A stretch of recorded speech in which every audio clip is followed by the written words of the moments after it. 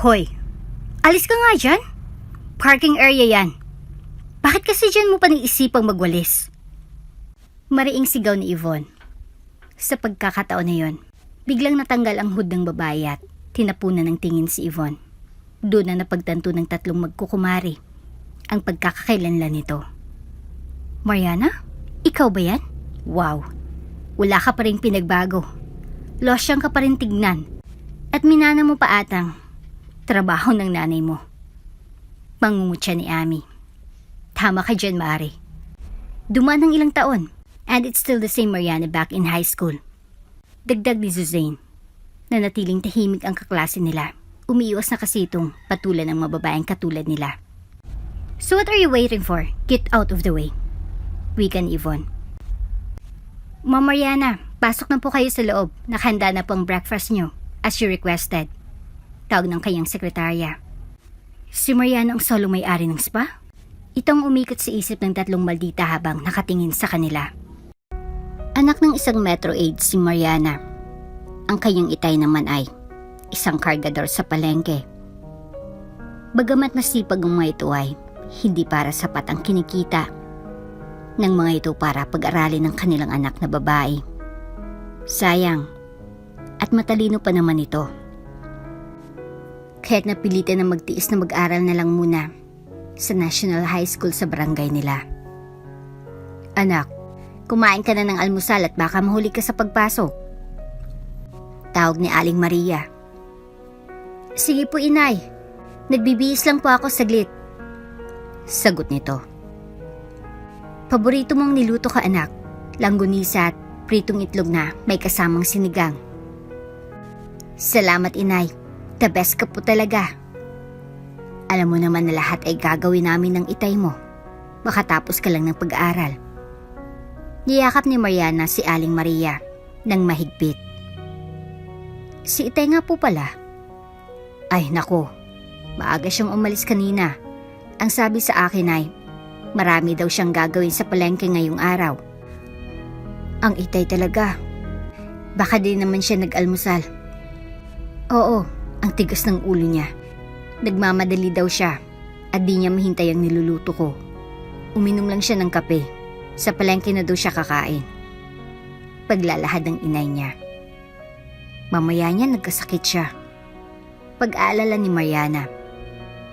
Huwag mo nang alalahanin ng itay mo, anak. Kumain ka na lang ng mabuti at nang may sapat kang lakas sa eskwelahan. Matapos kumain ay naligo na si Mariana sa banyo. Isa itong matatawag na uliran na anak. Mapagmahal sa magulang at ayaw niyang nagpapakapagod ang mga ito masyado sa trabaho. May edad na kasi ang mga ito kaya't napakadali sa kanila ang dapuan ng sakit. Mariana anak, halika na at sumabay ka na sa akin. Papunta na rin ako ng munisipyo. May seminar kasi kabisabi ng mayor kaya't maaga na akong papasok. Sabi ng kanyang inay. Andiyan na po, inay. Sagot naman niya. Habang naglalakad ay, nag-usap ang dalawa. May gusto sana akong itanong sa iyo, Mariana.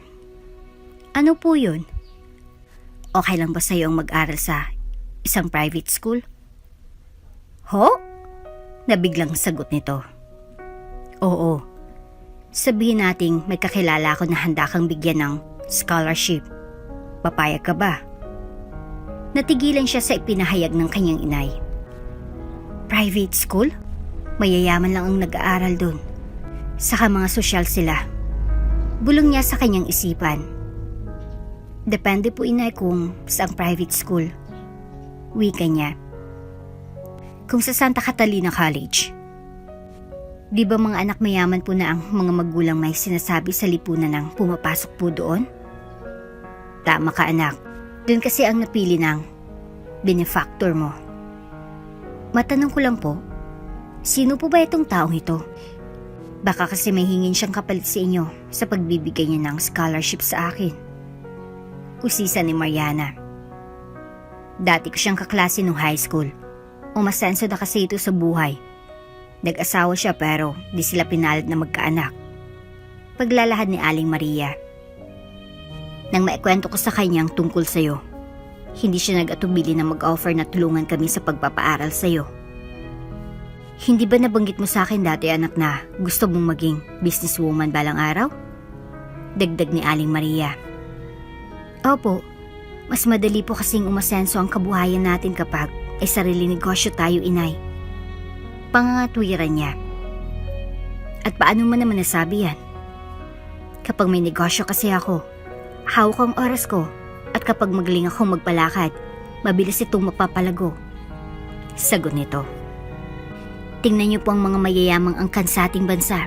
Karamihan sa kanila ay may negosyo. Wala pa kasi akong nakikitang empleyado na yumayaman. Pagpapaliwanag niya. May punto ka dyan, anak. Magsasalita po sana si Aling Maria nang mapansin nito na nasa may highway na pala sila. Sakay na tayo, Mariana. Yaya nito nang may pumarang jeep sa tapat nila. Tahimik ang mag-ina sa loob ng sasakyan. Si Aling Maria ay nag-iisip kung tama lang na tanggapin nila ang scholarship. Nangangamba kasi ito sa tinura ng anak kanina, na baka may hinging kapalit ang kaklase niya dati. Lalaki pa naman ito at dalaga si Mariana. Kapag nangyari yun ay maaring maging mitsa ito ng matinding gulo na kakasangkutan ng kanilang pamilya. Sabay na umalis ng jeep ang mag-ina. Mula kasi sa munisipyo ay kaunti na lamang ang lalakarin ni Mariana papunta sa kanilang eskwelahan. Inay, alis na po ako. Baka kasi mapagsarhan na po ako ng gate. Aburidong paalam nito kay Aling Maria. Sige anak, ako naman ay papanik na sa conference room para sa seminar namin. Magkita na lang tayo sa bahay mamayang hapon. Opo, inay. Naghiwalay na sila at nagtungo na sa kanya-kanyang patutunguhan sa araw na yon. Samantala, ng mga oras na yun ay abala si Mang Gerardo sa pagbubuhat ng mga sako ng bigas. Nanghihina na ito, hindi pa kasi siya nag-aagahan. Malapit na siyang matapos sa kanyang ginagawa nang bigla itong natumba. Nagulat ang kanyang amo. Natakot na baka inatake na ito sa puso. Mang Gerardo! Mang Gerardo! Sigaw na Aling Celia habang niyuyugyug niya ito. Nagbabaka sakali na magigising ito.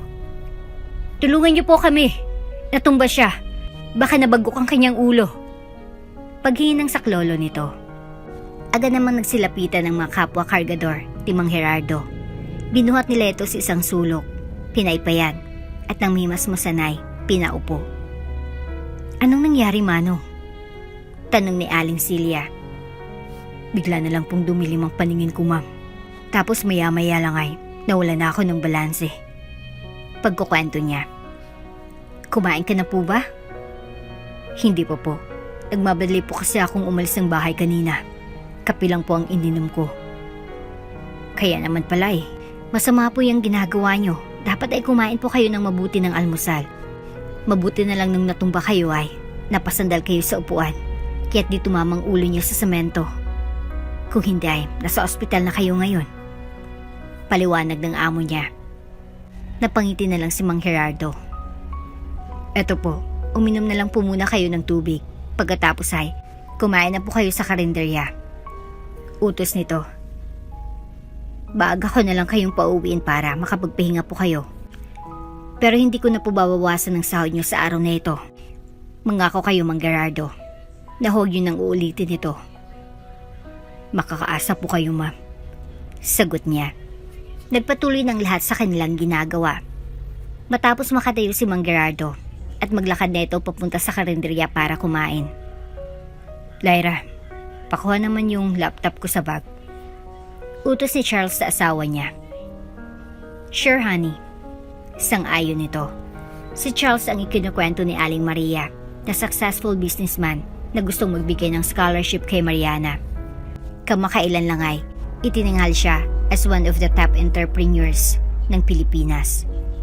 Ang asawa naman niyang si Lyra ay isang dating aktres sa pelikula na maagang nagretiro matapos siyang pakasalan ni Charles. Graduate siya sa isang kolehiyo na eksklusibong para sa mga babae. Gusto mo ba ipagtimpla kita ng kape? Alok nito sa asawa na noon ay busy na gumagawa sa presentation para sa marketing ad ng kanilang negosyo. Sige, I like that. Stressed na kasi ako rito sa ginagawa ko and I need to relax a bit. That's great. I will go ahead and get you some coffee and make you some sandwich too. Dagdag ni Lyra. Thanks, honey.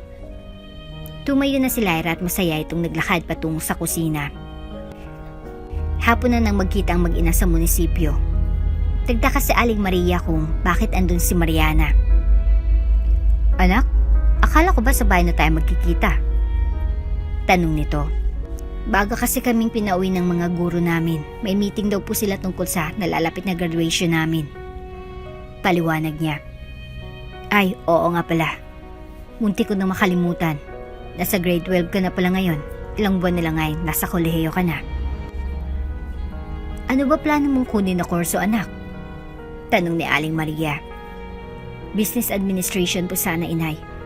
Dito ko po kasi matutunan kung paano magpatakbo ng negosyo. Sagot ni Mariana. Tamang-tama.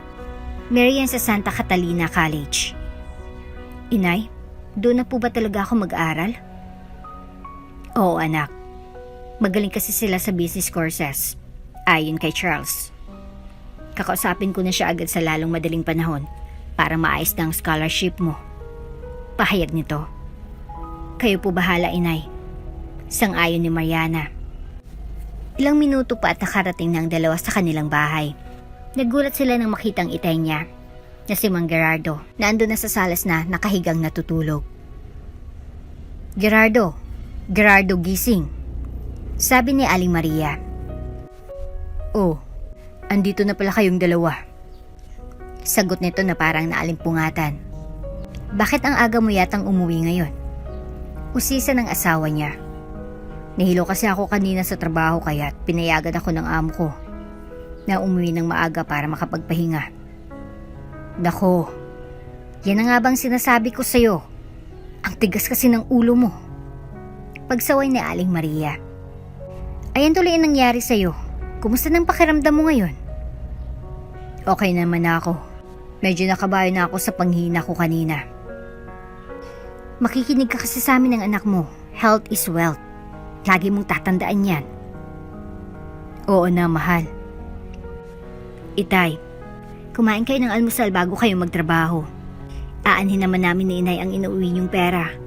Kung ikakapahamak yun naman ito. Pangangaral ni Mariana sa itay niya. Nakakatawa kayo talagang dalawa ng anak natin, mahal. Lagi kayong magkakampi pagdating sa paniniraman sa akin. Pabiro nitong sabi. Si itay talaga. Seryosong usapan. Nakuha pa niyang magpatawa. Tama naman ang anak mo, Gerardo. Nagagawa mo pang ngumiti dyan samantalang nag-aalala kami ng Mariana. Tumigil na lang si Mang Gerardo para di na humabang usapan. Tanggap naman niya ang kasalanan niya, kaya okay na huwag na siyang sumagot. Nang sumunod na araw ay kumain munang mabuti si Mang Gerardo bago ito pumasok sa trabaho niya sa palengke. Si Mariana na may dumiretso na sa eskwelahan at si Aling Maria ay nagbalik sa dati niyang duty. Ang magwalis ng mga kalye, isa kasi itong street sweeper o metro aid kung tawagin. Matagal na rin siya sa serbisyo, halos magtatatlong taon na rin. Pagdating sa munisipyo ay agad nang nagpalit ito ng damit at isinot na ang kanyang opisyal na uniforme. Kinuha niya ang kanyang mga kagamitan at nagtungo sa kanyang assigned area sa araw na yon. Aling Maria, merienda muna tayo. Yaya ng kasama niyang si Aling Ani. Mahaba na rin nawalsa natin, saka medyo mainit na rin ang araw. Dagdag pa nito. Tinitigan muna ni Aling Maria ang kahabaan ng kalye. Nalilinisin. Nang matanto niya na malapit na rin nilang matapos iyon ay, sumang-ayon na siya sa mungkahi ni Ani. Hindi magkalayong edad nilang dalawa. Sa pagkakaiba lang nila marahil ay siya may isang anak samantalang si Ani ay may 5. Kumusta na si Mariana? Yung inaanak ko? Tanong ni Ani. Ayun, malapit na siyang magtapos. Tugon ni Aling Maria. Nako, ang laki na pala ng utang ko sa inaanak ko, kumare. Sabay ngiti nito. Okay lang yun, Mari. Naintindihan ko naman. Sa isang maliit na tindahan na malapit sa kalyeng winawalsa nila sila bumili. Soft drinks lang binili ni Aling Maria kasi nakapagbaon ito ng isang pirasong pandesal mula sa almusal nila kanina. Saludo naman ako sa iyo, Mari. Ang galing mo namang mag-budget. Hindi tulad ko, matakaw. Pabirong sabi ni Annie. Kailangan kasi. Malapit nang magkolehiyong inaanak mo. Di ko naman pwedeng iasa lahat sa scholarship niya. Matanong ko nga, Maring Maria, saan ba mag-aaral si Mariana? Sa Santa Catalina College, Mari. Hindi ba't mga mayayamang babae lang ang nakapag-aral doon? Tama ka dyan, Annie. Ngunit sa kolehiyo na yung gustong pag-aralin ni Charles, yung magbibigay ng scholarship niya. Ang anak ko. Ewan ko nga rin kung anong dahilan niya. Ang mahalaga makakatuntong na sa kolehiyong inaanak mo. Wala kasi kaming kakayahan ni Gerardo. Natustusan ang kanyang pag-aaral. Sabagay may punto ka dyan. Sabihan mo na lang ako, Mari, kung kailan ang araw ng pagtatapos ni Mariana para makadalo naman ako. Sige, Maring Annie. Tinapos na ng dalawang kanilang pagmemeryenda. Umupo sila saglit upang magpahinga at matunaw ang kanilang kinain sa loob ng kanilang tiyan. Malapit na natin makumpleto ang assignment natin sa araw na ito. Mukhang maaga tayong makakauwi. Masayang pahayag ni Annie. Oo nga, Mari. Di naman kasi masyadong makalat sa kalyeng ito. Dugtong ni Maria. Nang makabalik sila sa opisina ay nagsabi si Aling Maria sa kanyang boss na di muna siya makakapasok bukas. Ang dahilan niya ay may aasikasuhin siyang mahalaga. Sinabihan na rin niya si Mariana na lumiban muna sa klase dahil isasama niya ito upang makilala niya ang mag-asawang benefactor niya, sina Charles at Lyra. Honey, darating ngayon si Mariana, yung dalaga na binigyan natin ng scholarship. Pagbabalita ni Charles sa asawa. Sige, honey, maghanda ako ng masarap na merienda. Saka sabihin mo na rin si Jaja na pumunta tayo sa opisina. Gusto ko kasing makita ng bata ang kumpanya natin para ma-inspire siya na mag-aral ng kursong Business Administration. Dagdag nito. Noted, tatawagan ko na siya agad. Ilang oras ang dumaan. Nakarating na sina Mariana at Aling Maria sa bahay ni na Charles at Lyra. Manghang-mangha ang dalawa sa laki ng bahay nila. Inay, kapag nakatapos na ako sa kolehiyo, magtataya ako ng negosyo at igagawan ko kayo ng ganitong bahay ni na Itay. Pangako ni Maria. Salamat, anak. Nasa kalagitnaan sila ng driveway matapos silang patuloyin ng katulong nang matanaw sila ni Charles. Tara na po sa loob, Mariana at Aling Maria. Anyaya ni Charles. Salamat po, sir. Sagot ni Aling Maria. Nanaog ng mag-ina sa paikot na hagdanan bago sila makarating sa pintuan na yari sa salamin na nagsisilbing main entrance ng bahay. Hello po, bati ni Lyra. Kumusta pong biyahe nyo? Tanong niya. Okay lang naman po, sagot ni Aling Maria. Medyo malayo nga lang po, dagdag ni Mariana. Tiningnan siya ng ina niya matapos nitong sabihin nito. Napahiya siya kasi sa isinagot ng anak. Napansin yun ni Lyra. Nako, no worries po, Aling Maria. Nasa paanan kasi ng bundok itong bahay namin kaya malayo nga po kami sa bayan. Paliwanag nito. Sinadya namin yun para malayo kami sa stress ng buhay sa syudad. May ba pala ako? Malapit ka na palang magtapos ng senior high school, Mariana. Tama ba ako? Usisa ni Charles. Yes, sir. Sagot ng dalaga. Ano naman ang plano mong kuning kurso sa kolehiyo? Business Administration po. Gusto ko po kasing magkaroon ng sariling business ko someday. Maaari ko bang malaman kung bakit? Naniniwala po kasi ako na nasa pagkakaroon po ng sariling negosyo, nakasalalay ang pag-asenso sa buhay. Nabigla si Charles sa tinura ng bata. Hindi niya inasahan na ganun mag-isip ang dalagang nasa harapan niya. Hanga naman ako sa iyo, iha. Advance kang mag-isip. Sa murang edad pa lang ay alam mo na kung anong gusto mo. Puro nito kay Mariana. Aling Maria, ikinalulugod ko na maging benefactor ng anak niyo sa pag-aaral niya sa kolehiyo. She truly deserves our assistance. Sabi ni Charles. Agree po ako sa sinabi ng asawa ko, one of a kind ang anak niyo. Sa pananalita pa lang niya ay napagtanto ko na agad na matalino siya at madali namin siyang makakasundo. Sabi ni Lyra. Nabanggit na ba ng inay mo kung saan ka namin pag-aaralin? Usisa ni Charles. Opo sir, sa Santa Catalina College daw po, sabi niya.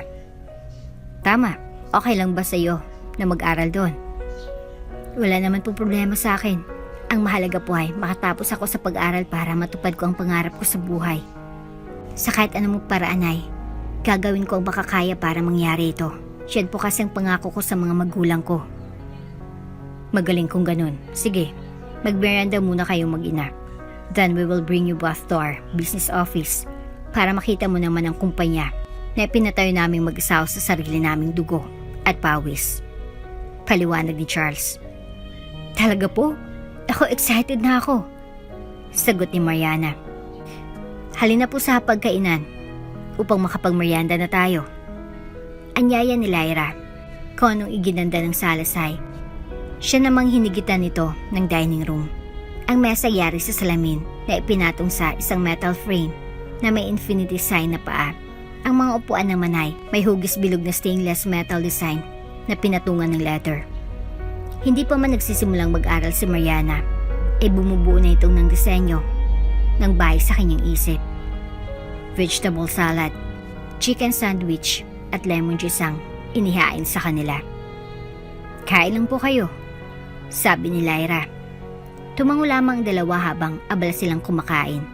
Kaya lang kasi sila nakatikim ng ganung merienda. Makaran ng ilang minuto ay nakasakay na sila ng Rolls Royce ni Charles. Malambot ang upuan kaya't komportable ang mag-ina sa kanilang paglalakbay patungo sa opisina ng mag-asawa. Itinaw ni Mariana ang kanyang mata sa paligid. Bubundukin ang dinadaan nila at mga malalawak na pananim ng palay bago sila nakarating sa highway. Tinaglaan ay nasa harapan na sila ng gusali ng kumpanya ni na Charles at Lyra. Baba na po tayo, yaya ni Lyra. Sasakay tayo ng elevator kasi nasa ika-24 na palapagang opisina namin. Paliwanag niya. Unang pagkakataon ng mag-inang sumakay rito, kaya't medyo natakot sila. Andito na po tayo, Mariana. At Aling Maria. Bahayag ni Charles. Welcome to Infinity Graphics. Bati ng sekretarya ng mag-asawa. Tuloy po kayo. Salamat po, ma'am. Bati ni Mariana habang kasunod ang kanyang ina na pumasok sa opisina. Napakaganda naman ang opisina ni Sir Charles. Ganito ang gusto ko balang araw, ang maging CEO ng sarili kong kumpanya. Bulong niya sa kanyang sarili habang naglalakad siya kasabay ng kanyang ina na nagtutor sa lugar. Napakasaya ni Mariana ng mga oras na yon. Hindi niya lubos sa kalain na nakikita niya ang katuparan ng kanyang mga pangarap. Ngunit isang trahedyang magaganap na magpapabago ng lahat. Matutupad pa rin naman ang minimithi niyang pagkakaroon ng sariling negosyo. Yun nga lang ay sa naibang pamamaraan. Hati na lang po namin kayo sa sakay ng bus pauwi sa inyo. Mungkahi ni Charles. Naku, huwag na batchmate. Baka masyado ka nang napagod sa biyahe. Malayo pa naman yung pinuntahan natin. Mariing pagtanggi ni Aling Maria. Wala sa akin yun. Ikinagagal ako ang makatulong. Ikaw ang bahala. Salamat. Ilang oras din ang inabot bago nakarating sa paradahan ng bus ang mag-ina. Nagpaalam na sila sa mag-asawa at nangakong aayusin na nila ang mga kinikilangang dokumento para sa enrollment ni Mariana sa susunod na school year sa lalong madaling panahon. Hindi pa nakakalayo ay biglang nakaramdam ng pagkahapo si Charles. Hindi niya yun sinabi sa asawa para huwag itong mag-alala. Subalit nangyari ang di inasahan. Charles! Charles! Lumaban ka! Kaya mo yan! Sabi ni Lyra. Kailangan pa kita. She promised na sabay tayong tatanda. Umiyak na dagdag nito. Paano ng mga plano natin sa buhay? Ang pagtulong sa mga mahirap, katulad ni Mariana. Kawawa naman ng bata kapag nawala ka na. Pagsusumamo ng asawa. Ngunit huli na ang lahat. Tuluyan nang namaalam ang lalaki. Dahil sa isa sa Charles sa mga opisyal, sa board ng isang charity organization ng mga madre sa Santa Catalina Church, pares na simbahan na namamahala sa kolehiyo kung saan papasok si Mariana Ang mga ito na nga ang umako sa scholarship ng dalaga. Salamat po, Mother Superior. Akala namin ay buudutang pagkakalayo ng anak ko dahil sa biglang pagkamatay ni Sir Charles. Sabi ni Aling Maria. Bago pa mamatay si Sir, ay binili niya na kami ng mamahala sa scholar niya.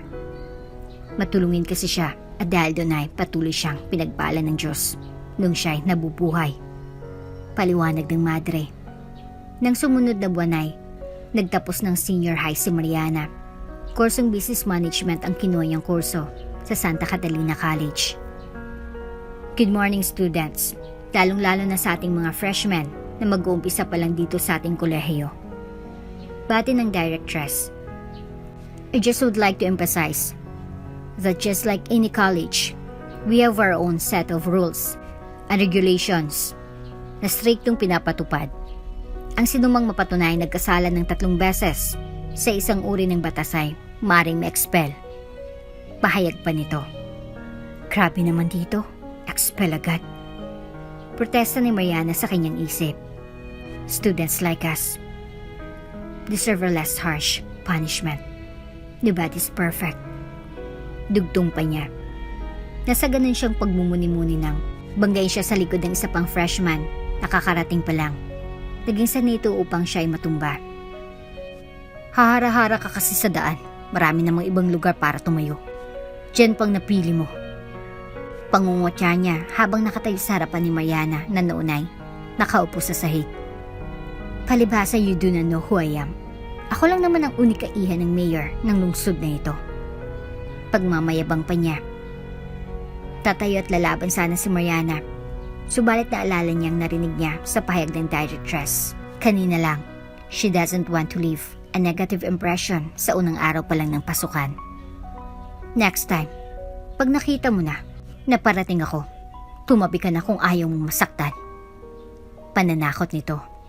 Itinayo na lang siya ng mga kapwa freshman sa paligid niya. Isa sa mga yun ay si Eunice, na anak ng isang businessman. Huwag mo nalang pansinin ang inasal ni Yvonne.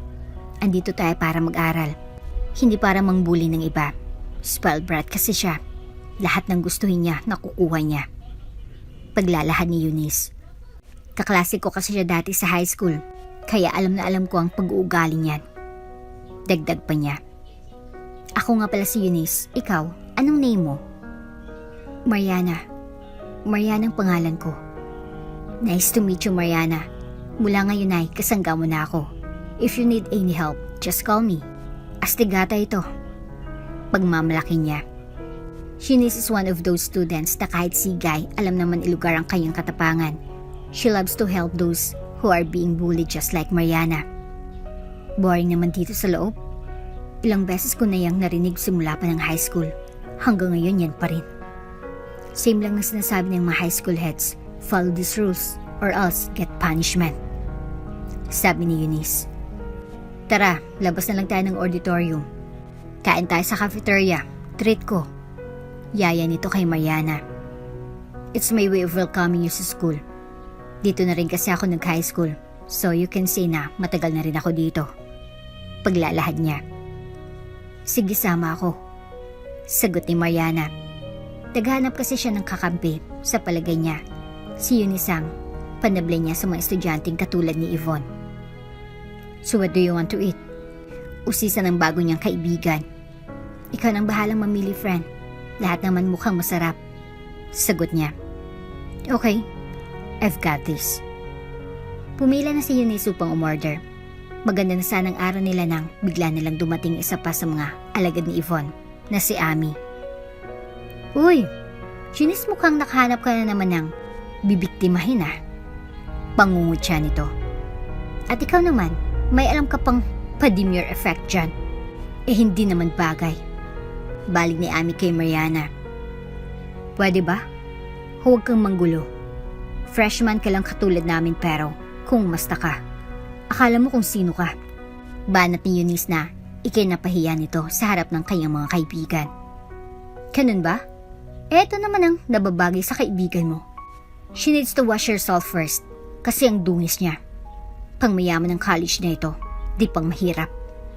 Sabi nito habang binubusan ng coke sa ulo si Mariana. Walang hiya ka, ang yabang mo. Sigaw ni Eunice habang itinulak niya papalayo si Amy. May araw ka rin. Kayo ang mag-ingat. Kasi di namin kayo tatantanan mula sa araw na ito. Banta ni Suzanne na nasa likuran ni Amy. Nilapitan ni Eunice si Mariana ng unay, basang-basa ng coke ang ulo at mukha. Okay ka lang ba? Teka, hiram ako saglit ng tuwalya. Ang mabuti pa'y magpunta ka muna sa CR upang maghilamos at hugasan ang iyang buhok mo. Susunod na ako doon.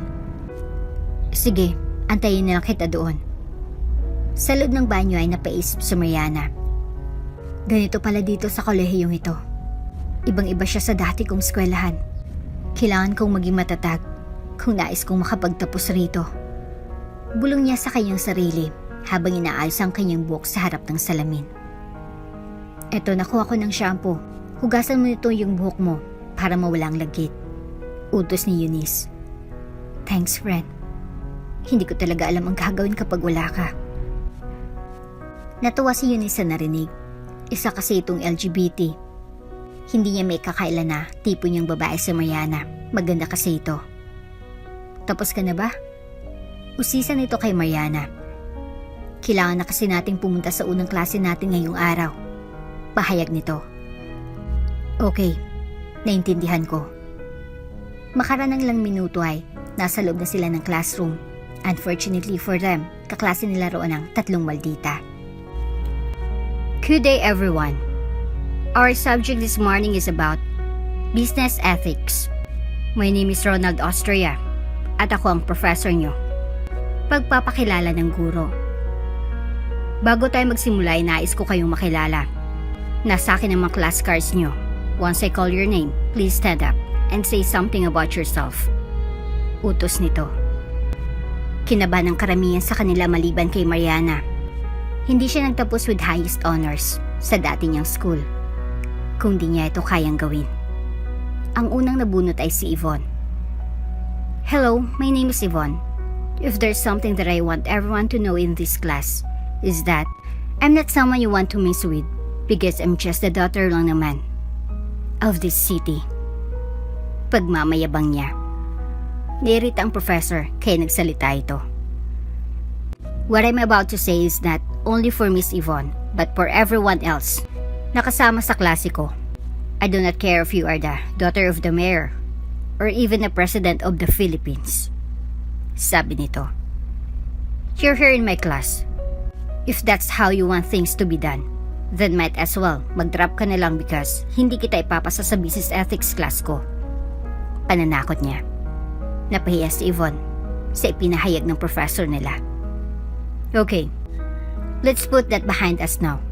At least nakilala niyo kung anong uri akong teacher. Dagdag niya. Bumunot ulit ito ng kumpol ng mga class cards na hawak niya. Ang nakuha niya ay ang pangalan ni Mariana. Hi there, my name is Mariana. Isang simpleng babae na may malaking pangarap. Nais kong magkaroon ng sarili kong negosyo after graduating from this college. Makakatulong kasi ito ng malaki sa pamilya ko. Sabi niya. Speak English. Huwag kang baryotic. Did you come from the mountains? Pabirong sigaw ni Amy. Sit down, Miss Mariana. That was an excellent way of introducing yourself. Now everybody here knows kung ano talagang goal mo sa buhay. Puri ni Sir Ronald na ikinainis ni Yvonne. You're a straw, kissing up to the professor at the first day of school. Pambabos ka ni Suzanne kay Mariana. She don't deserve to be here. Paswerte ka lang, andito ka. Kasi nakakuha ka ng scholarship mula sa isang businessman. Ano yun, maliligaw mo? Pahayag pa ni Suzanne. Namumula sa pagkapahiya si Mariana nung mga oras na yun. Lalabas na sana siya ng classroom nang nagsalitang muli ang professor. It seems we have a lot of lost souls inside this classroom. 3 tinig kasi ang narinig ko na parang nanggagaling sa ilalim ng lupa. Walang ginawa sa inyo si Miss Mariana. She deserves your respect. Naging prangka lang siya ukol sa kanyang mga pangarap. That's why I commended her. Uulitin ko, I don't care who your parents are. Lahat kayo pantay-pantay sa paningin ko. as long as willing kayong matuto. Dagdag nito. Natahimik biglang ang buong klase. Nagulat sila sa inasal ng guro. Hindi siya intimidated sa mga students na katulad ni Yvonne. At mga barkada nito, isang bagay na ikinagalit nila.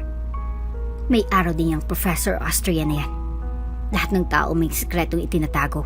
At kapag nalaman ko yun, isasambulat ko ito sa social media upang mapahiya siya.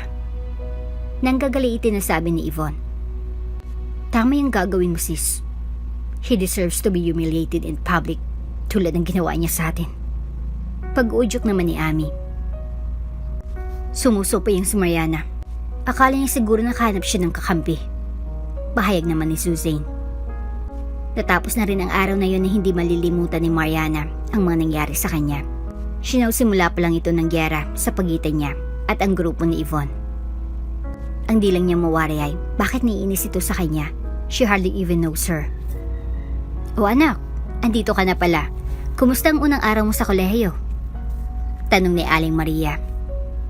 Okay lang naman po. Sagot niya. Ayaw niya nang mag-alala pa kasi ang inay niya. Kaya't minabuti na lang niya na huwag nang maikwentong tungkol sa mga ginawa ni Yvonne sa kanya. Kaso mukhang di yata siya makakaiwas sa grupo niya. Black section kasi sila. Ibig sabihin ay parehas ang lahat ng subjects nila sa whole semester. Hindi ka ba nahihirapan? Medyo nakakapanibago po. Ayayaman kasi mga kaklase ko. Ngunit pagdating sa talino ay kulang sila. Doon naman ako nakakaangat sa kanila. Pagmamayabang niya sa inay niya. Maganda kung ganon. Basta huwag ka lang mapapasama sa kahit anong kaguluhan. Manganganib ang scholarship mo niyan. Bili ni Aling Maria. No worries, inay. Gagawin ko pang makakaya ko para makaiwas. Pangako niya. Heto, kumain ka muna ng kakanin. Baka kasi gutom ka na. Alok ng inay niya. Nabili ko yan kanina sa palengke. Napadaan kasi ako doon kaya bumili na lang ako ng merienda natin para di kayo magutom ni Itay Gerardo mo habang nagluluto pa ako ng hapunan. Ano po bang ulam mamaya, inay? Sinigang na baboy. Wow, sarap naman. Sige po, magbibihis po muna ako para makatulong ako sa pagluluto nyo. Mungkahi niya. Salamat anak. Ang bait mo talaga. Mapalad kami ng itay mo na naging anak ka namin. Tama na yung drama, inay. Hindi sa inyo bagay mag-artista. Pagpapatawa niya. Loko ka talaga. Nasisiyahan lang ako at lumaki kang maayos at may respeto sa kapwa, lalo sa mga matatanda. Love you, inay. Niyakap ng migpit ni Mariana ang kanyang inay Maria. Nang gabi yun ay sinikap niyang pag-aralan ng mga lessons nila. Sinisiguro niyang baka bisado niya lahat ng mga ito. Hindi siya papatalo kay Yvonne. Subalit isang sorpresa ang nag-aantay para sa kanya kinabukasan na maglalagay sa kanya sa alanganin. Alright class, who would go on the board to try and solve this algebraic expression? Anyaya ni Miss Jonah, ang kanilang algebra teacher. Nagtaas ng kamay si Mariana. Pabida ka talaga. Akala mo ikaw lang magaling dito sa klase natin? Bulyaw ni Ami na di niya pinansin. Did I hear you volunteer too, Miss Ami? Gusto mo rin bang subukan? Tanong ng guro. Hindi po, ma'am. I was just exercising my throat. Pagtanggi nito. She remembered yung ginawa nilang prank sa blackboard para kay Mariana. Baka madamay pa siya. That's correct, Mariana. She made the right solution. Puri ni Miss Jonah. Maaari bang ipaliwanag mo sa iyong mga kaklase ang ginawa mong pamamaraan ng pagsagot? Okay, ma'am. Magsasalita na sana si Mariana nang biglang may nahulog sa ulo niya na styro cup na puno ng chalk powder matapos siyang mapaatras sa board. Naligo siya nito in an instant. Tawanan ng kanyang makaklase. Nagawa pang kunan ng video ni Suzanne ang buong pangyayari. What's the meaning of this? Galit na sigaw ni Miss Jonah. Sino may kagagawa nito kay Miss Mariana? Ikaw ba, Miss Ami? Napansin ko kasi na nag-aalangan kang pumunta sa board kanina. Siguro may alam ka. Wala po, Miss Jonah.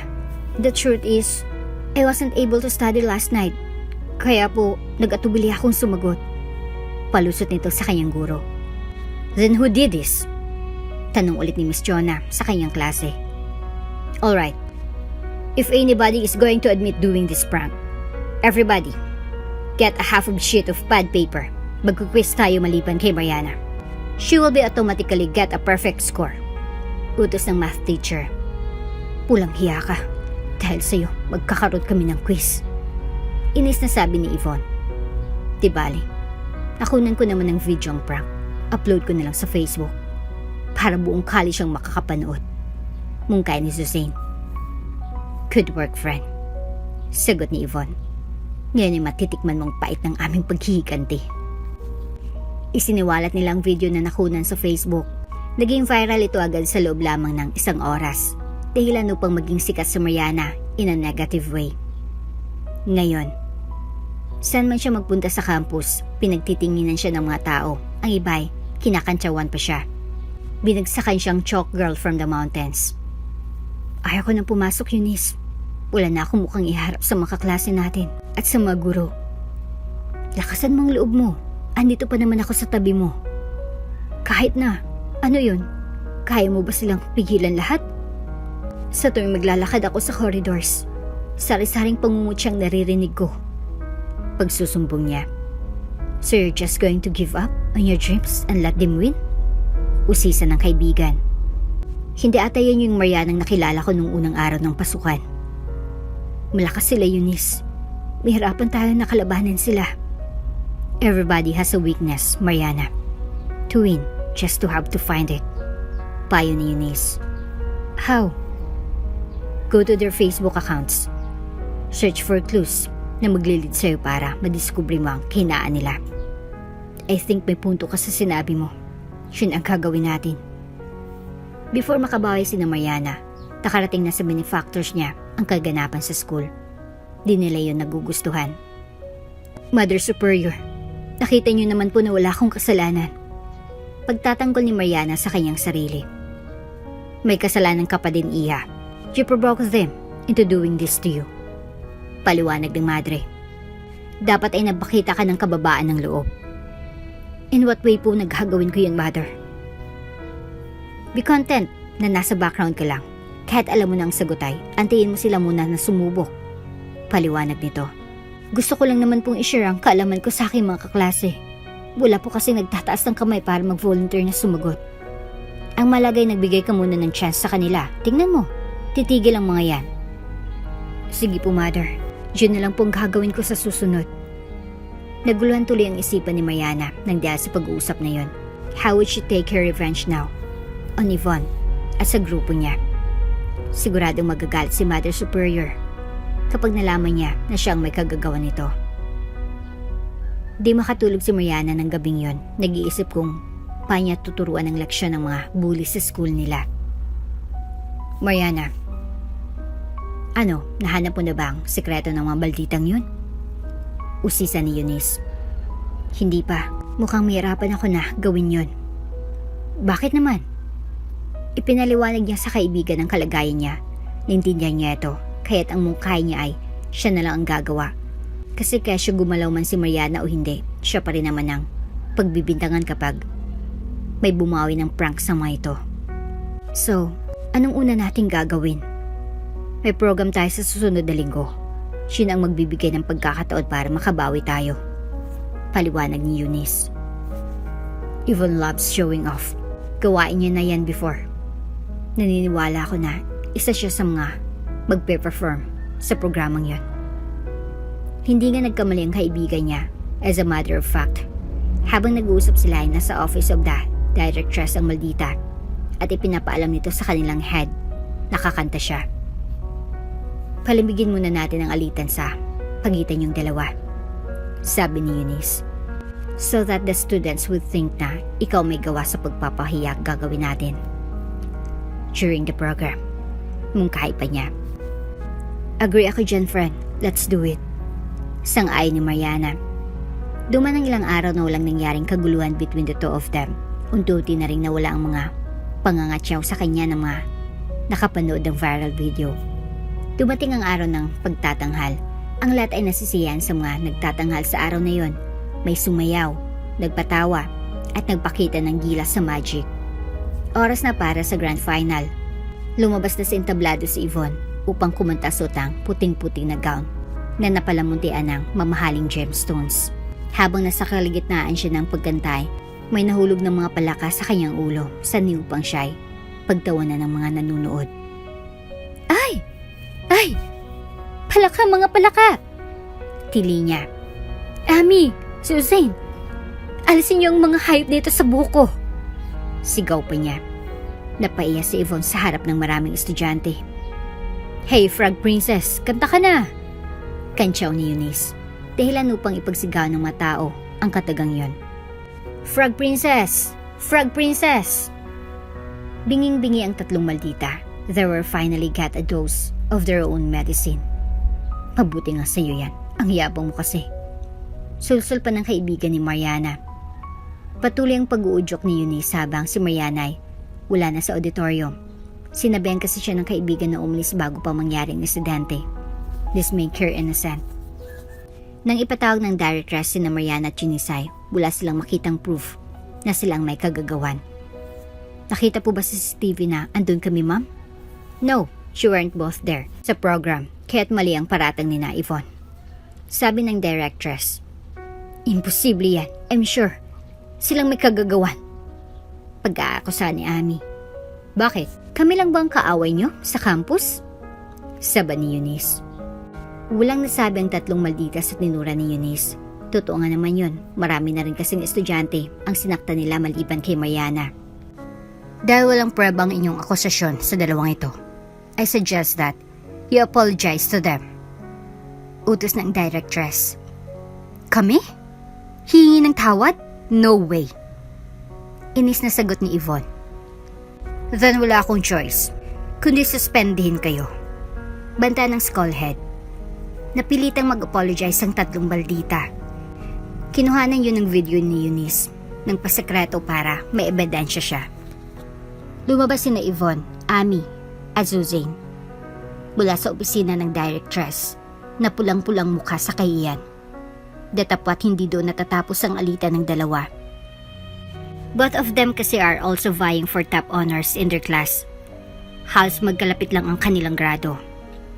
May karumal-dumal na gagawin si Yvonne na siya namang maglalagay sa panganib sa pag-aaral ni Mariana sa Santa Catalina College. Get one test paper and pass the rest to your back. Utos ni Miss Chona. Place your belongings in front of your chair where I can see them. Dagdag pa niya. You may now start. You have 1 hour and 45 minutes para tapusin to. Nagsimula ng math exam. Nag-review si Mariana kaya't confident ito na mataas ang makukuha niya. Ganon din naman ang katunggalin niyang si Yvonne. Habang nagaganap ang exam ay, nagpaalam si Mariana na mag-CR. Pinayagan naman siya agad ni Miss Chona kasi tiwala naman ito na wala itong gagawing masama. Yun ang pagkakataon na inantay ni Ami. Palim niyang ipinagulong sa sahig ang isang kumpol ng kodigo. Sa galing niyang maigsay, napunta ito sa upuan ni Mariana. Hindi naman yun napansin ni Miss Chona at ni Eunice. Dahil medyo gahol sa oras nang nakabalik siya. Umupo agad si Mariana para tapusin ang exam. Maya't maya lang ay lumapit sa kanya si Ami at nagsisigaw ito. Miss Chona! Look at what I've found sa upuan ni Mariana. Sigaw ni Ami. Kinuha ang bungkus ng papel at inaabot sa guro.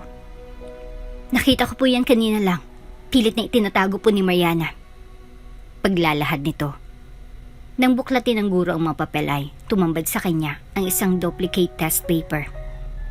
Saan mo ito nakuha, Miss Mariana? Nang gagalaiting sabi ni Miss Chona. Ito bang dahilan kung bakit nagpaalam ka na mag-CR kanina? Paratang nito sa dalaga. Ma'am, hindi po. That's not mine. Pagdedepensa niya sa kanyang sarili. I can't tolerate this kind of behavior in my class. Isa ka pa namang honor student. Ngunit totoo po ang sinasabi ko. Wala pa akong alam dyan. Mas nanaisin ko pang bumagsak kaysa mag-cheat. Well, dapat naisip mo yan bago mo ito ginawa. Makakaalis ka na ng classroom. I don't want to see you in my class. Hatol nito sa dalaga. Nainis na si Eunice sa narinig. Miss Chona, pardon for butting in, but I believe your judgment is clouded. Bakit di niyo po bigyan ng pagkakataon magpaliwanag si Mariana? Ano pang kailangan niyang ipaliwanag? Nandito ng ebidensya. Circumstantial evidence lang po yan. Bigyan niyo ng pagkakataon na ipagtanggol niya sa harap ng directress. Kapag guilty siya, pati ako suspendihin niyo. Mungkahi ni Eunice. Napaisip si Miss Chona sa narinig. Sige, pagbibigyan kita. See you sa office ng directress, right after class. Ma, bakit niyo patatagalin ang usapan? Sabi ni Ami. And why not, Miss Ami? Tanong ng guro. May kinalaman ka ba sa nangyari? Kasabot mo ba siya? Miss Chona, hindi po. Naupo na lamang ito, alam kasi nito na mali ang kanyang ginawa.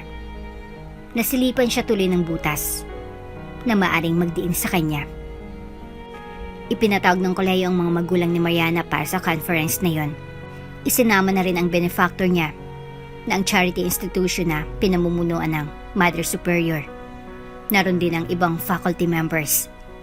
Narito po tayo ngayon para pakinggan ang panig ni Miss Mariana na naakusahan na nag-cheat sa exam. Panimula ng directress. Miss Mariana, you can now plead your case.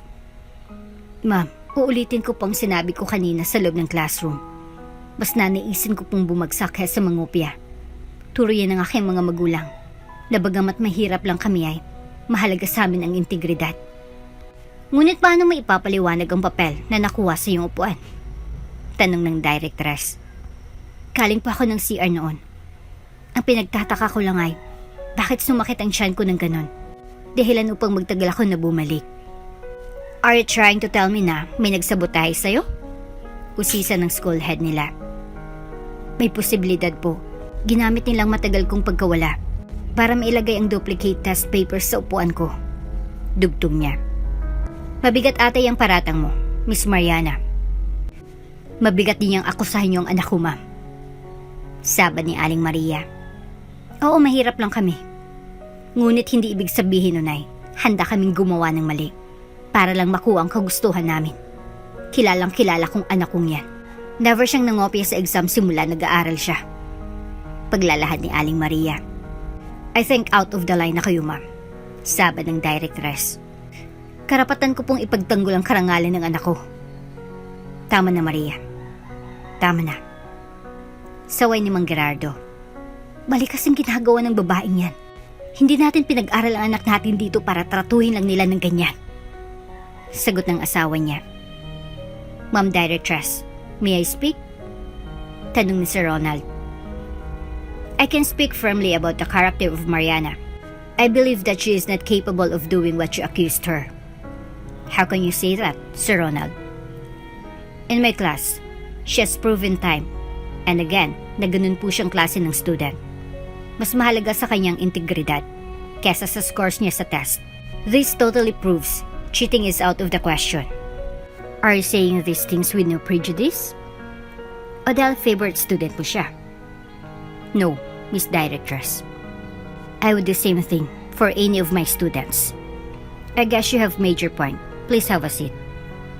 It seems na halos lahat dito sa Rumay gusto kang idepensa. But the evidence is clear and merits consideration. Sabi ng directress. Ma'am Directress, before you decide this matter, may I contribute some important notes? Wika ni Sir Ronald. Ano naman ang sasabihin mo, sir? Hindi ba pinagbigyan na kita kanina? Tanong nito. Yes, ma'am. Ngunit may dumating na bagong impormasyon na maaring magpalinaw sa ating pinag-uusapan. Pamimilit ni Sir Ronald. At ano naman yun? Naiinis na tanong ng skullhead. May nakarinig po kasi kay Ami na inamin niyang siya naglagay ng duplicate test paper sa upuan ni Mariana. At sinabi pa niya na si Ivo na may utos. May recording po yung estudyante. Pinatugtog nilang recording at yun ang lumabas. This evidence is not strong enough with no facial verification. Maring gawa lang ito ng estudyante na may galit sa grupo nila. Pambabara ng directress.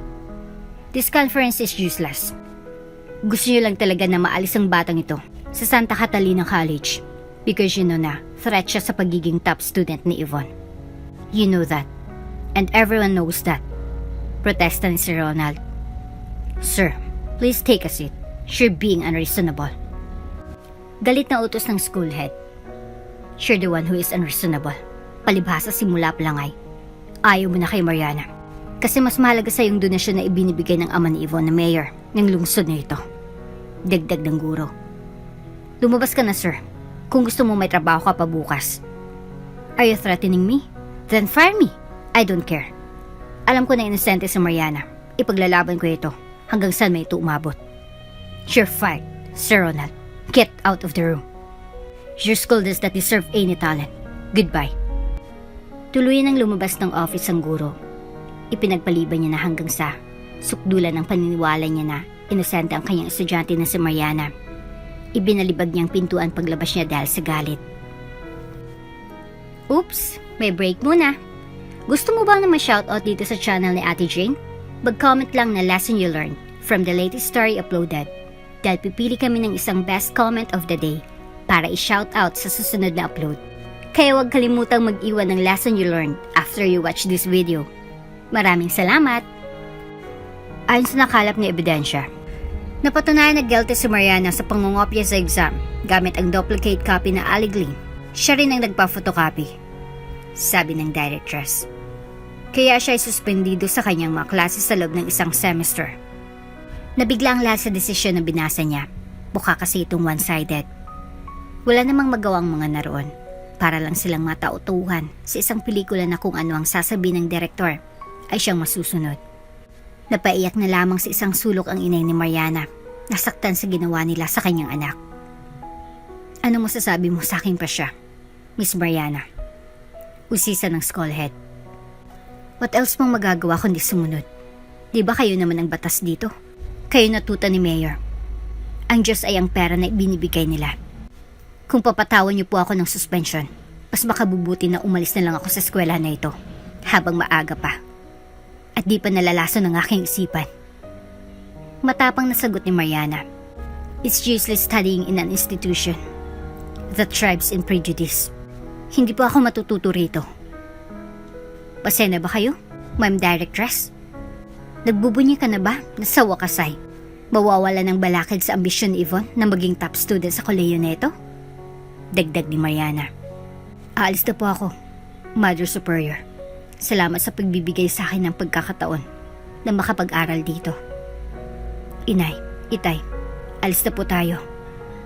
Sabi niya sa kanyang mga magulang. Malungkot man siya at naudlot ang pag-abot niya sa kanyang pangarap. Hindi pa rin siya nawawalan ng pag-asa. May isang magandang tutulong sa kanya upang mangyari yon. Magugulat siya sa mga susunod na kaganapan. Papa, you said whenever I need your help, I just need to call you. Sabi ni Eunice nang tinawagan niya ang kanyang ama. Yes, of course. You're my daughter, and I would do anything for you.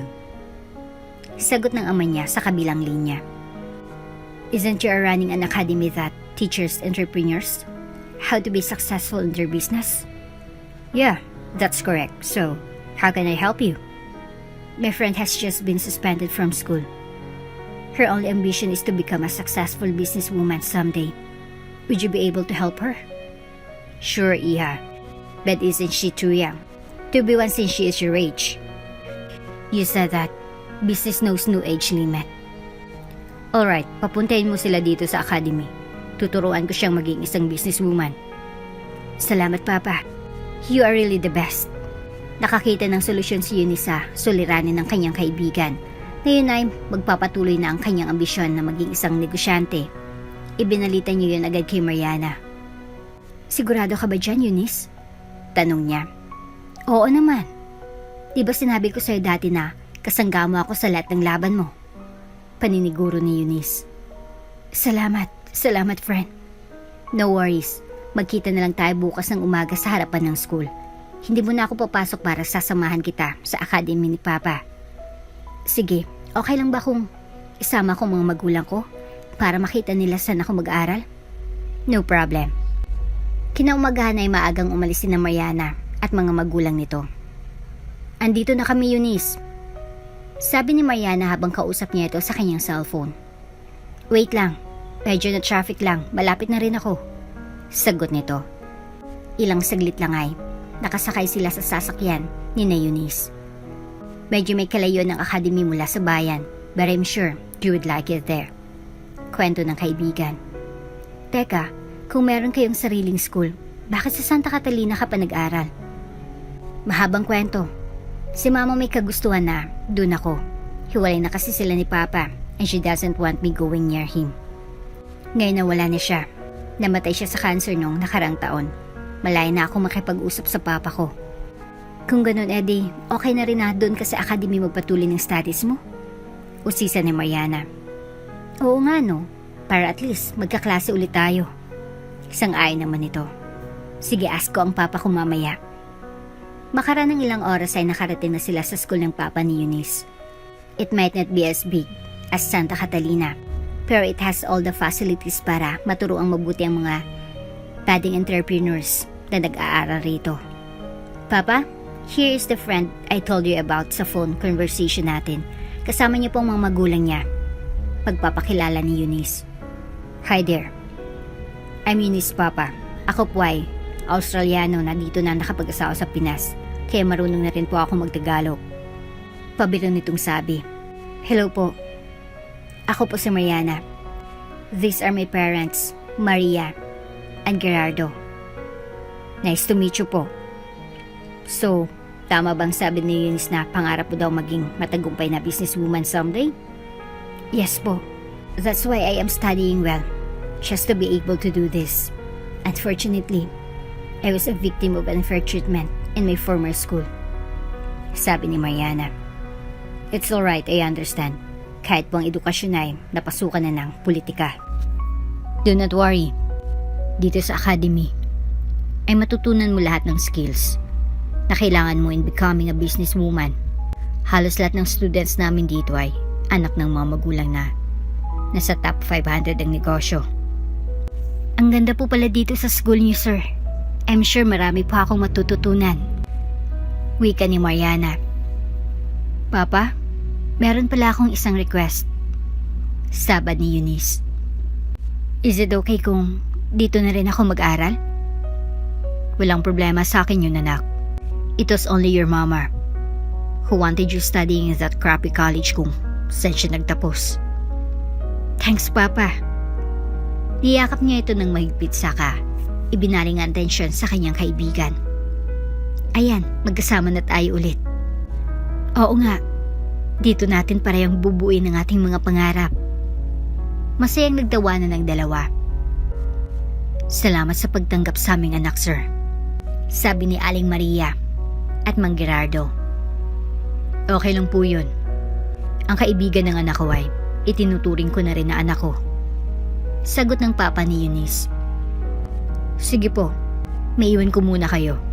Kailangan ko pong bumalik sa aking kaklase. Welcome po kayo ulit dito sa East Asia Business Academy. Paalam ni Arthur Nolan. Feel free na maglibot po sa school. Bahala na po si Eunice sa inyo. Salamat po, sir. Nag-ikot sila sa buong campus. Kakaibang layout nito. Sa pangkaraniwang college. Ang disenyo ng mga gusali ay state-of-the-art kung tawagin. Malawak pa ang hardin nito. Doon na nga muli nagsimula si Mariana kasamang kaibigang si Eunice upang abutin muli ang kanyang pangarap na muntik nang mapahamak dahil sa Santa Catalina College. Good morning, everyone. Bago tayo magsimula, nais ko lang kayong i-congratulate lahat for taking the first important step sa pagiging businessman someday. Bati ni Sir Chris na guro ni na Mariana at Eunice sa academy. Maybe you are also wondering why I'm already good at speaking in Tagalog I look like an American po. Pabiring niyang sabi. Matagal na po kasi ako dito sa Pinas. Kasama ko si Arthur. Kaming nagsimula ng academy. Naniniwala kasi kami sa puso ng Pinoy. Ano man ang naisip niya ay gagawa niya ng paraan para maabot niya ito. Dagdag niya. Habang nakikinig si Mariana ay hindi niya maiwasan ng maalala ang mga pagsubok na kinakaharap niya ngayon. I won't give up. I would push myself na makuha ang minimithi kong pangarap. Para kasi ito sa pamilya ko, hindi lang sa akin. Bulong niya sa sarili. Hoy, gising. Nananaginip ka na naman ng gising. Natatawang sabi ni Eunice. Hindi kaya. Nakikinig ako kay Professor Chris eh. Sagot niya. Sige nga, ano yung huling sinabi niya? Tungkol sa di pagsuko sa pag-abot sa pangarap, kahit marami mang pagsubok ang harapin mo. Uy, tama! Nakikinig ka nga? Nagtawanan na lang ang dalawang magkaibigan. Alam nila na they are indeed one step closer to their dreams. Lumipas ang ilang taon. Marami nang natutunan si Mariana at Eunice. Ang lahat ng kanilang kaalaman ay masusubok sa isang patimpalak na kanilang lalahukan. I am proud to announce the launching of our Innovative Entrepreneur Award for students for the graduating students of this school year. Pagbabalita ni Sir Arthur. Ang contest na ito ay naglalayong sumukat sa kakayahan nila para makapagtayo ng kanilang sariling business at gawin itong matagumpay. Ang mananalo ay magkakamit ng 1 milyong piso na maaari nilang gamitin na puhunan balang araw. Dagdag ni Sir Chris. Nako, magandang contest ito. Sali tayo, Mariana. Yaya ni Eunice. Alam ko namang kayang-kaya mong manalo. Sige, para sakali yung 1 milyon, kagamitin ko as kapital para sa naisip kong negosyo. Sagot ni Mariana. Aga na pumunta kay Sir Chris upang kumuha ng registration form. It's good to know na nag-decide kang sumali. You're one of my best students, and I expect that you would come out on top. Sabi ng guro nila. Oh my sir, I'm not that good. Gagawin ko na lang ang best ko para manalo. Sagot nito. Matapos nilang magrehistro ay nagtungo sila sa internet center ng school upang mag-research ukol sa mga trending na business ideas. Nag-iisip kasi sila na doon na lang kumuha ng idea, tapos baguhin na lang nila. Ito Mariana, isang coffee shop na mobile. Nakalagay siya sa isang mini truck. Mungkay ni Eunice. Common na yan, friend. Halos lahat ng negosyo nung panahon ng pandemic ay nasa mga sasakyan at umiikot sa kanilang mga customers. Sagot ni Mariana. Sige, maghanap pa ako. Ito Eunice, isang spa na kung saan nag-offer sila ng customized decorative nails at iba't ibang uri ng massage habang nakikinig ang customer sa soothing music. Maganda nga yan. Tapos pwede ka rin magdagdag ng may healthy foods at drink na binibenta ng spa. Pahayag ng kaibigan. Great idea, friend. Dahil nakakita sila ng business idea na sisimulan, nag-isip naman sila ngayon sa nila itatayo at kung sino ang kanilang magiging clients.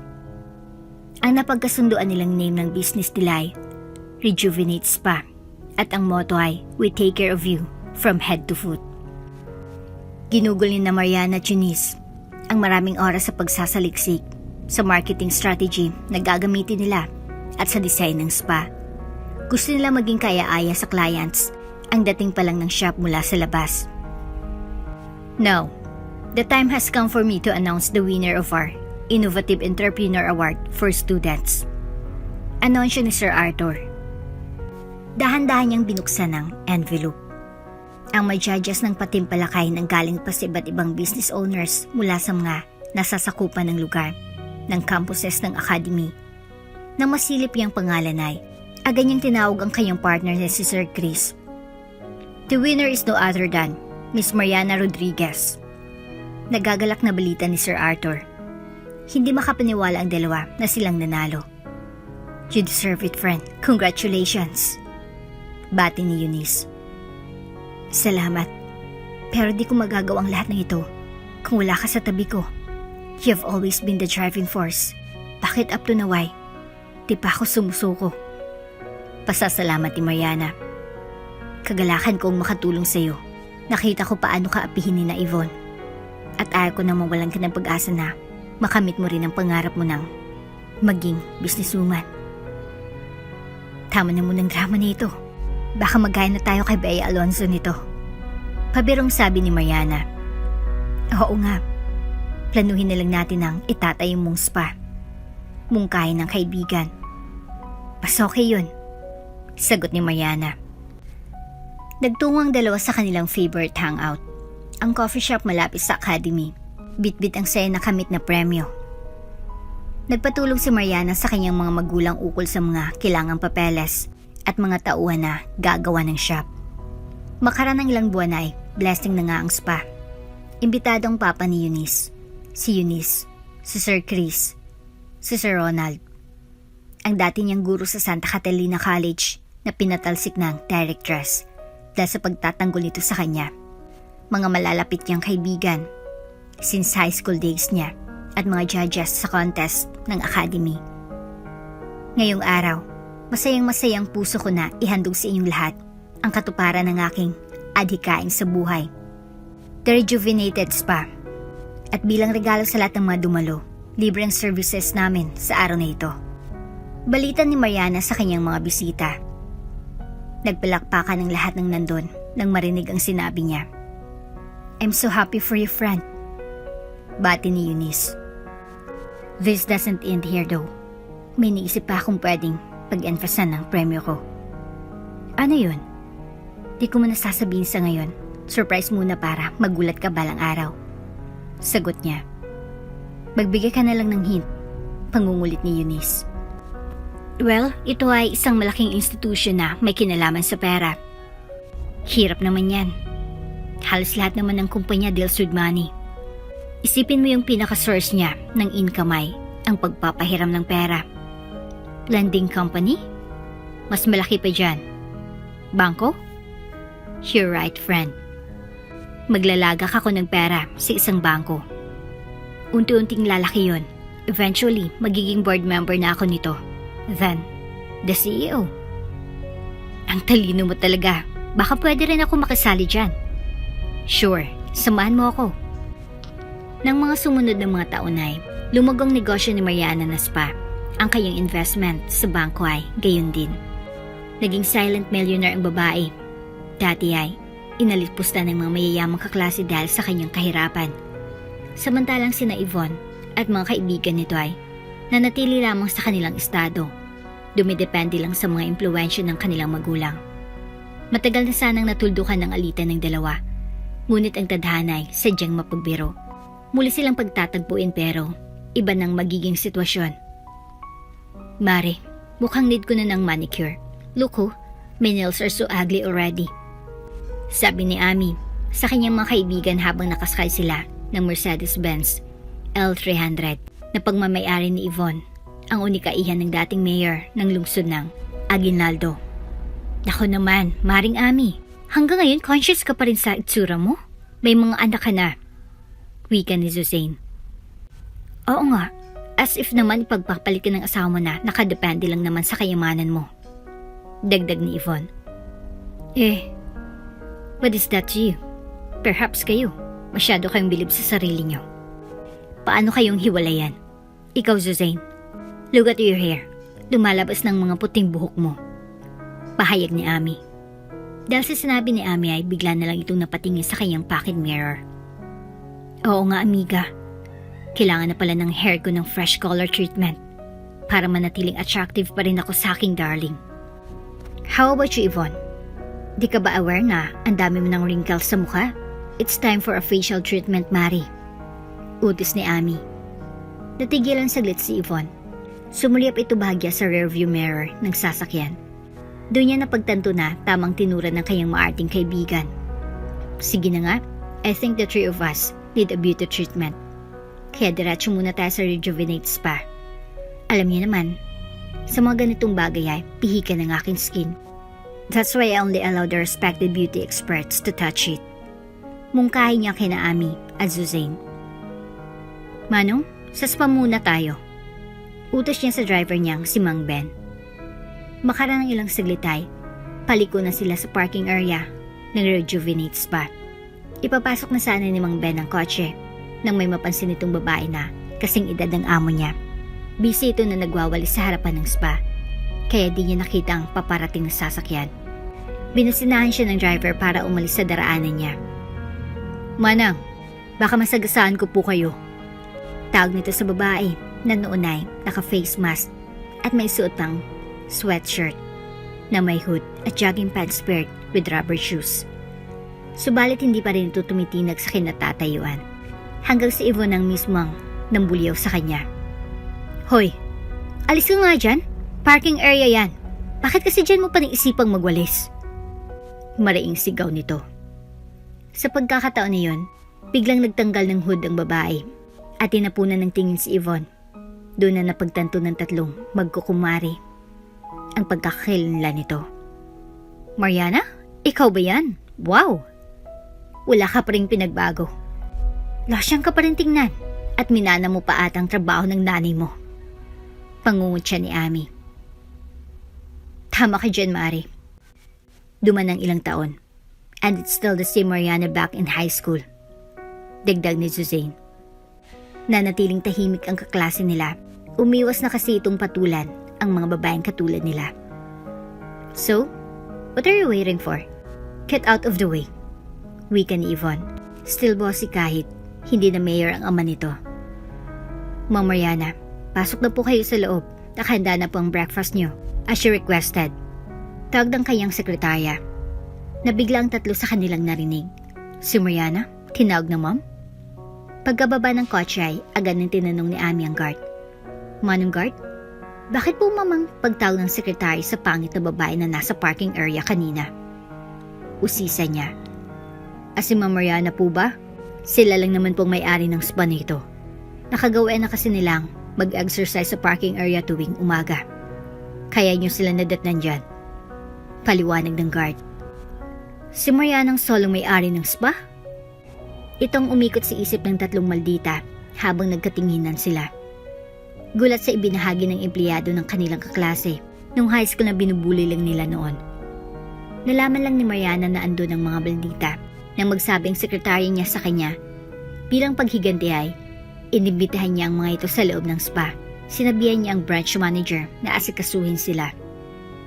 Good morning po. Welcome to Rejuvenate Spa. Magilaw na bati ng receptionist. Hindi man lang siya pinansin ng tatlo. Pinakita naman nila sa lahat ng clients na naroon na galing sila sa mga entitled na angkan. Ano pong services ang i-avail nila? Usisa ulit ng receptionist. Sinabi ni na Yvonne ang kanilang papagawa. Matapos na nay, hinahanap nilang manager at kung pwede nila itong makausap. Sige po, tawagin ko lang sila. Sabi ng isang empleyado. Maya't maya lang ay lumabas na ito. Yes, ma'am? My name is Michiko. How may I help you? Tanong nito with respect. Is it true na si Mariana Rodriguez ang may-ari ng spa nito? Usisa ni Yvonne. Oh, yes. She's our CEO. Pakisabi nga na andito ang mga old classmates niya from Santa Catalina College. Manghang na utos ni Amy. Oh, busy po si Miss Mariana as of the moment. However, nagbigay na po siya ng instructions na asikasuhin kayong mabuti. She even told me not to charge you and the other services na i-avail niyo from our spa. Paliwanag ni Miss Michiko. Wow, big time na daw talaga siya. Bulong ni Suzanne. Ubod ang yabang pa rin. Akala mo kung sino. Duda nga ako saan niya nakuha ang kapital para sa negosyo nito. Pahayag ni Amy. Hayaan niyo na, at least malilibre tayo. Let's make the most of it. Mungkahi niya sa mga kaibigan. Let's go then. Sagot ni Suzanne. Come with me please. Sabi ng manager. Halos lahat yata ng pinagawa ng tatlo sa spa nung araw na yon. Kulang na lang ay pati pag-uugali nila ay iparetoke pa para magbago naman. Well, we enjoyed our stay here. Please say thanks to Miss Mariana for me. Sabi ni Yvonne kay Miss Michiko. I will, ma'am. Thank you and come again. Pamamaalam niya sa tatlong bruha. Una pa lang ng pagkikita na yon upang makabawi si Mariana sa kanila, may isa pang pagkakataon ang paparamdam sa kanila kung gaano na sila kaliit ngayon kumpara sa kanya. Dad, your credit card was declined nung nag-shop ako sa Nike store. Sumbong ni Yvonne. Are you sure about that, anak? Usisa ni Mayor Art. Oo naman. Would I lie to you about this? Pagmamaktol ng unikaihan niya. Alright. Papacheck ko ito sa sekretarya ko first thing in the morning. Make sure to do that, Dad. Ayoko napapahiya sa mga friends ko. Yes, anak. Don't worry. Do you have any concerns? Kasi kausap ko si Congressman Mike sa phone. This is about the upcoming elections. Wala na, Dad. Just make sure na gagawin mo yan bukas. Pagmamaktol ni Yvonne. Ang totoong dahilan why Yvonne is such a spoiled brat ay dahil sa kanyang dad. Lagi kasi nitong pinagbibigyan ng anak kahit mali o may masasak ng ibang taong hinihiling niya. Bawi ako sa inyo tomorrow, guys. Balita niya sa mga kaibigan. Okay, friend, make sure na di na yun maulit, sabi ni Ami. Hirap kasi ang napapahiya in front of so many people. Hindi ako sanay, dagdag ni Suzanne. Ginawang lahat ng sekretary ang kanyang makakaya upang dibuling ma-decline ang credit card na gamit ni Yvonne. Subalit malupit ang tadhana. Oh my, you said it's okay na, sigaw ni Ami. Ayaw ko ng ganito, Yvonne, dagdag ni Suzanne. Why? Akala niyo ba gusto ko ito? Buliyaw niya sa dalawa. Walang kwenta ang sekretarya ni Dad. Hindi man lang niya nagawa ng paraan. Dugtong pa niya. Nireport ni Yvonne ang nangyari sa kanyang dad. Ipinatawag ni Mayor ang kanyang sekretarya at pinagalitan niya ito. Di ba sabi ko ayusin mong credit card ko sa City Trust Bank? Sigaw niya sa sekretarya. Yes, sir. Nanginginig ng sagot nito. Bakit na-decline pa rin ang anak ko sa mall kanina? Kasi po hindi po pumayag ang bangko sa hinihiling nyo extension sa pagbabayad ng utang nyo. What? Bago na kasi ang bank president nang mag-review ito ng outstanding loans. Isang account yun na na-freeze kaya di po siya magamit ni Ma'am Yvonne. Bakit niya gagawin yun? Akong mayor ng lungsod nito. Pagmamayabang niya. Di ko rin po alam. Umalis ka na sa harapan ko. Wala kang silbi. You cannot even answer my questions.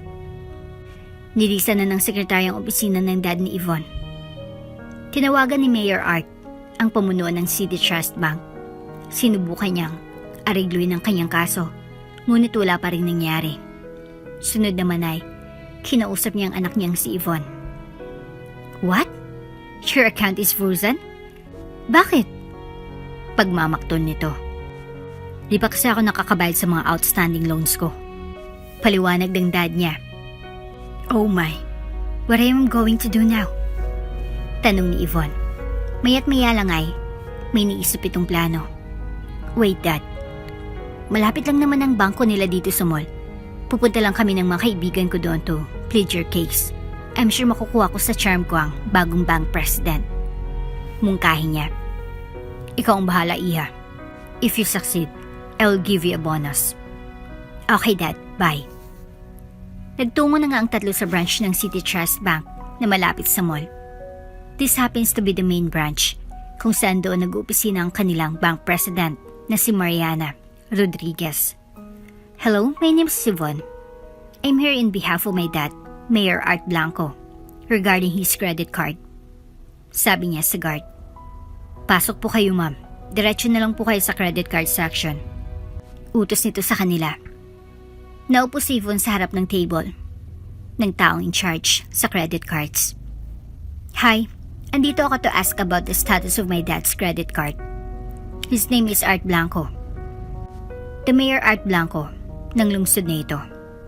Pagmamayabang ni Yvonne. Oh, the Mayor Art Blanco. Pambabawas ka ng empleyado. Wait for a while, ma'am. Inform ko lang ang manager namin na andito po kayo. Laking tuwa ng tatlo, akala nila ay napakagat na nila ang management sa charms nila. Mukha kasing inaasahan na sila. Hello, Miss Yvonne. My employee has informed me of your query. I think mas maganda po ang bank president na lang namin ang kausapin niyo about the matter. Sabi ng manager. Sure, that would be fine. Sagot ni Yvonne. Sundan niyo lang po ako. Sumunod naman agad sina Yvonne at mga kaibigan nito. Maupo na lang po muna kayo, ma'am. Sabihan ko na lang po si President na andito na po kayo. Sabi ng manager. Salamat. Parang maupan na sagot ni Yvonne. Ilang saglit pa ay sinabihan na sila na pumasok sa opisina ng bank president. Miss Yvonne Blanco?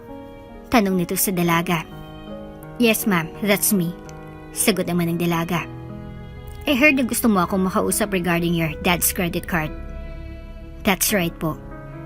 Are you aware of his outstanding balance in our bank? At kung magkano ito? Alam ko po na meron siyang utang. But not how much.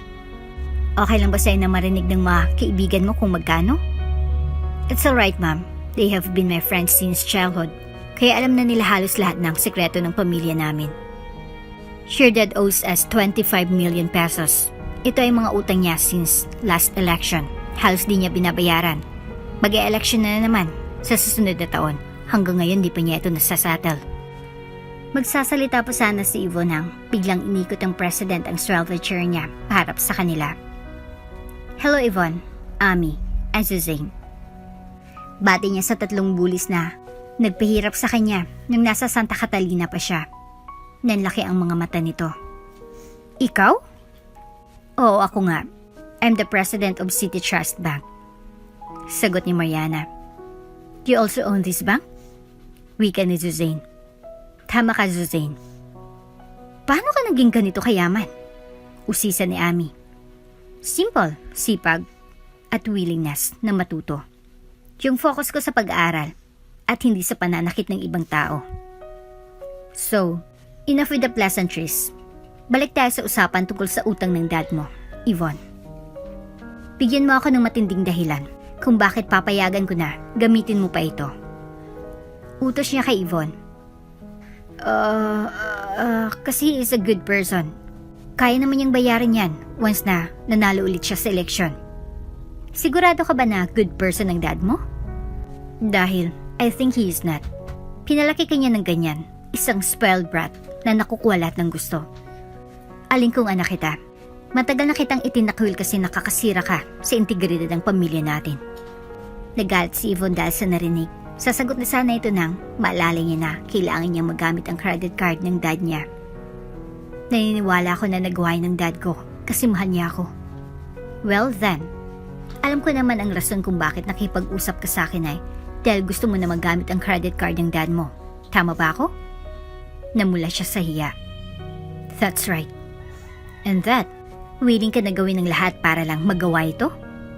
Napaisip si Yvonne sa huling tanong ni Mariana.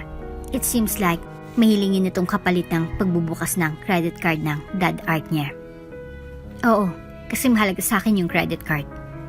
Kung ganun ay, tapos ng usapan natin. Perman mo na lang itong agreement at makukuha mo ng gusto mo. Tungkol sa nitong kasunduan na ito. Nakasaad dyan na para makabayad ang dad mo sa pagkakautang niya sa bangko. Tataasan namin ang interest sa bawat bibilin mo gamit ang credit card niya. Teka, mukhang unfair ata yun. Unfair? Alam mo ba talagang ibig sabihin ng salitang yan? Tanong ni Mariana. Yung ginawa mo at ng barkada mo sa akin para matalsik ako sa Santa Catalina. Fair ba yun?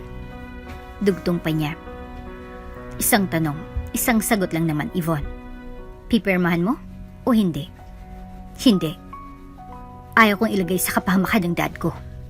Protesta nito. Then, pasensyaan tayo. Magpa-file na ng lawsuit ang bangko namin laban sa dad mo. And you know this could be bad for his integrity. Lalo na't plano niyang tumakbo ulit sa susunod na taon. Paalala ng president sa kanya. So Miss Yvonne, anong desisyon mo? Pipirma na ako. Pipirma na ako. Sang-ayon niya. Good. Ngayon pati ang dad mo na nahimik bilang mayor ay idadamay mo sa kagagahan mo. Kawawang Mayor Art. Babawiin sana ni Yvonne ang pinirmahan na papeles, subalit mabilis ang mga kamay ni Mariana. Isinilid niya agad ito sa drawer ng kanyang lamesa. By the way, ito nang iyong credit card. Enjoy shopping. Nangiinis na sabi nito. Walang hiya ka, Mariana. Walang hiya ka. Pagwawalan ni Yvonne. Makakalabas na kayo ng opisina ko. Guard, please escort them out of the building. Utos ni Mariana sa kanyang mga security. By the way, wala kang karapatan na magalit sa akin. Binabawi ko lang naman ang buhay na muntik yun ang agarin sa akin. May araw ka rin. May araw ka rin. Tama ka, Yvonne. May araw ako na pasikat pa lamang. Samantalang ang sa dad mo at sa bulok niyong mga pamilya ay palubog na. Siya nga pala, Ami and Suzanne. Damay rin ang mga papa niyo sa pinirmahan ni Yvonne. Kapag hindi nakabayad sa sakdang oras si Mayor Art, mawawala na ng bank account ang mga ito sa bangko namin. Tagumpay si Mariana na ipinaghiganting kaabihang ginawa sa kanya ng 3 magkakaibigan. Ngayon, sila naman ang luluwa sa mga susunod na araw. Hindi nga siya nagkamali. Tuluyan ang nawala ng kayamanan ng kanilang mga pamilya. Si Mayor Art naman na tumakbong muli bilang alkalde ay di na nanalo. Lubog na sina Yvonne sa utang. Ang manegosyo naman ng mga pamilya ni Naomi at Suzanne ay inilit ng City Trust Bank dahil nadamay sila sa din pagbabayad ni Mayor Art ng utang niya. Ang naganap ay patunay lamang na walang kasamaang nagwawagi laban sa kabutihan. At dito na nga po nagtatapos ang ating kwento. Hanggang sa muli. Again, shoutout nga pala kay Max Cruz. Ang sabi niya ay, hindi ko alam kung anong dahilan. Bakit pinili ni Mingang mamuhay ng mag-isa? Kapiling ang kanyang anak. Kahit mayaman naman ang kanilang pamilya, mabuti hindi naging makasarili si Michelle. At nakapagdesisyon siya ng tama, dahilan upang magtagpo ang landas ng mag-ama. Maraming salamat! Kung bago ka pa lang sa channel neto, ibang kwento ni Ate Jane, istorya mo, ikwento ko. Huwag kalimutang pindutin ang notification bell at subscribe button.